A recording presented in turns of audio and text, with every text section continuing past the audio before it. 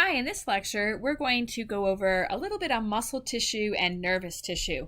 Just an overview because we have a whole unit on muscle tissue and we have a whole unit on nervous tissue. So we already said that muscle tissue specializes for contraction or movement. And if we look at muscle tissue, we have what are called muscle cells or muscle fibers. And the generic word is just a myocyte, means a muscle cell or a muscle fiber. And inside are these long protein structures called myofibrils. A lot of big words here. So the myofibrils have these proteins called myofilaments. And the primary proteins in muscle that you may have heard of before are called actin and myosin.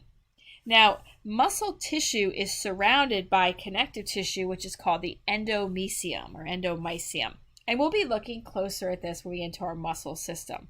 At this point, primarily know we have actin and myosin, know that muscle is vascular, and that there's three types of muscles. So when we're looking at muscle tissue, we know there's skeletal muscle, there's cardiac muscle, and there's smooth muscle. So let's go ahead and fill out that table in your notes. And I'm going to move my face over here.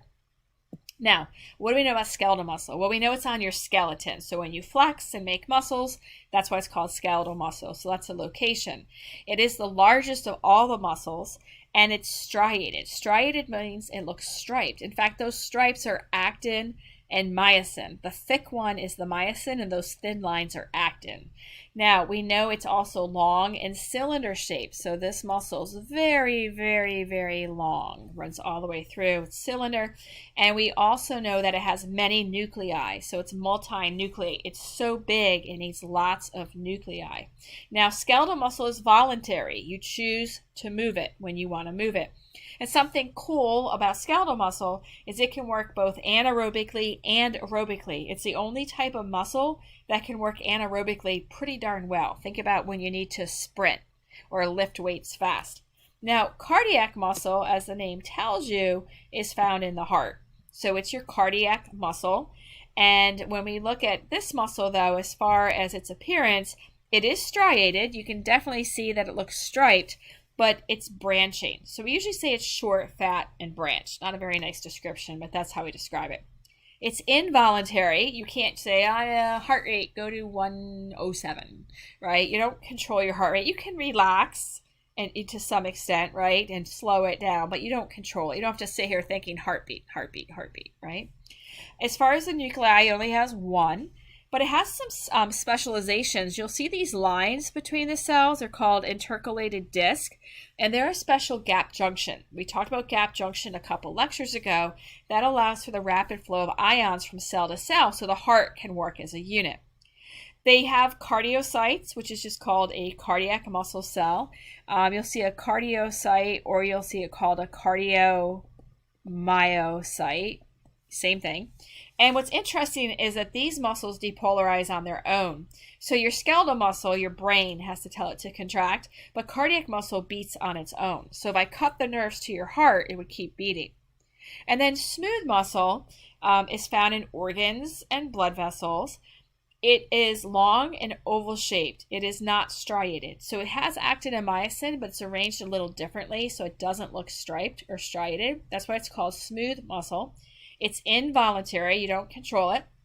It has one nucleus, and it can depolarize on its own.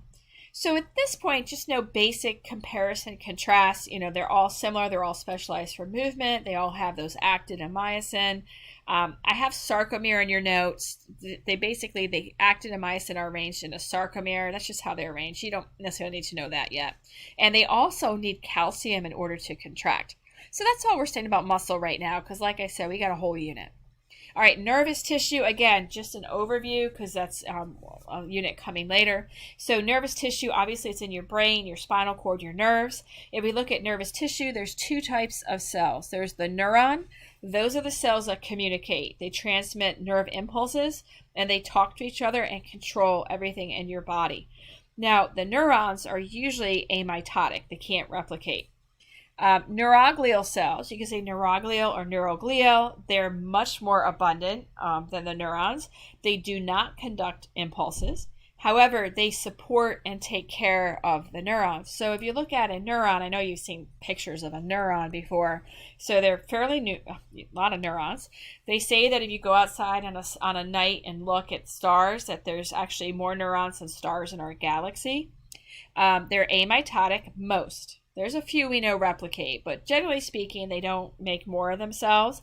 They have to have two things to live, though. They need oxygen and glucose.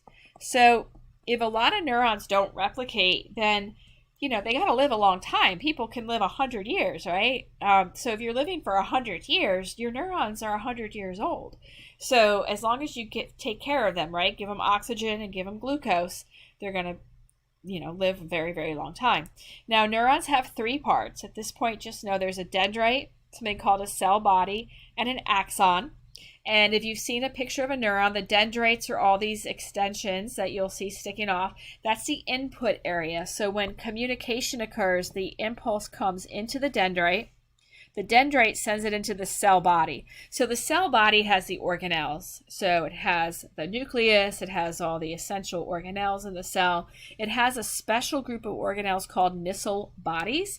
Nissl bodies are a specialized rough ER. Now I'm really taking you back. Do you remember what rough ER was? Rough endoplasmic reticulum. That is protein synthesis. So the Nissl bodies are a special rough ER because this is where the neurotransmitters are made. So most of them are made up in the cell body. There's always one axon per neuron. There can be a lot of dendrites, but only one axon, and it always carries the information away from the neuron to the synapse. So it's going to begin up at the cell body as this thing called an axon hillock. So it starts at this little cone-shaped area, which is the hillock. It looked like a little hill. And it sends the impulse all the way down to the end of the neuron. It's going to send it down to what we were going to call the synapse, where it's going to meet with another neuron. They usually have myelin. Myelin is white. It's a phospholipid. So we hear myelin, it's like an insulation covering on the axon. And when they end in these branches down here called telodendria. Now this picture is pretty simple. Let me get rid of some of this so you can see. And so in this picture, I only have a few telodendria.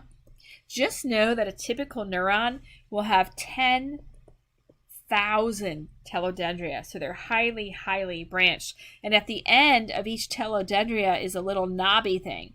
Now, you can call it a synaptic knob, you can call it an end bulb, or sometimes they're called axon terminals. It does not matter to me which of those you prefer to call it. But that's the end of it, and that's where the neurotransmitters are stored. So if we look at these little knobs, they're going to be specialized for the release of neurotransmitters. Now the neuroglial or neuroglial cells are much more numerous than neurons, and these are the supporting cells. So these are the ones that do undergo mitosis. So if someone has brain cancer, the cancer is going to be in one of these cells because they undergo mitosis, and cancer is a loss of control over mitosis. And so they're very, very important in keeping our neurons healthy. Now I want to briefly talk a little bit about tissues and membranes. So tissues, just a real quick review. Remember that when we're looking at a tissue, there's 4 different tissue types. When we look at an organ is made up of 2 or more tissues. Most organs have all 4 tissues, by the way. So typically, if you're looking, this is a stomach, you're going to have all 4 in there. So that you don't have to have 4 tissues to be an organ, you just need 2. But just a heads up, most of them have more than that. And then I just want to wrap this part up with membranes. There's different types of membranes in the body. A mucous membrane is found anywhere you have an outside opening. And mucous membranes are going to have a lot of goblet cells, and they're going to have a lot of mucus because mucus is going to be sticky and it's going to trap stuff if it comes in. The purpose is for protection. So like your eyes, your nose, your mouth, urethra, anus, vagina, they're all going to have mucous membranes. Serous membranes are found usually inside body cavities, inside your ventral body cavities, no outside opening. You already learned these back in chapter 1 when we talked about the visceral. Remember, the visceral membrane attaches to and surrounds the organ. and the parietal membrane lines the cavity, actually lines and forms that inside of the cavity. Those are serous membranes. So your visceral pericardium, your parietal pleura. The cutaneous membrane is a fancy word for your skin. And your skin is technically made up of your epidermis and your dermis. And you might remember that the epidermis is made up of what kind of tissue? Hopefully you said stratified squamous. And then the dermis is made up of dense irregular. And we're going to look at the integumentary system next week. And then you have synovial membranes, and these are membranes that are associated with synovial joints. You've probably heard of synovial fluid. So these are cushioning and supportive in synovial joints, and we'll look at those at a later unit as well. So this wraps up our overview of muscle tissue, nervous tissue, and a little bit on membranes.